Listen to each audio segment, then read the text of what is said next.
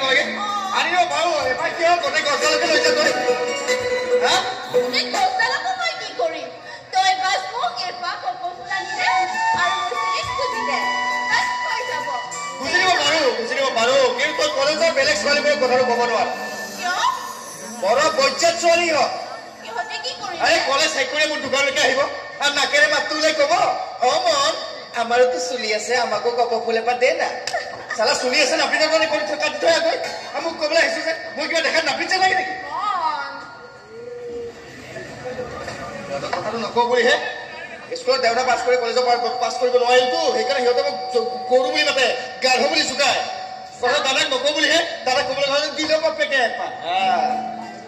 কি দৰকাৰ আছিল কলেজৰ সন্মুখত দোকানখন পাতি দিবলৈ বিক্ৰী ভাল হ'ব বুলিহে পাতি দিছিলে ক্ষতিটো বিক্ৰী হৈছে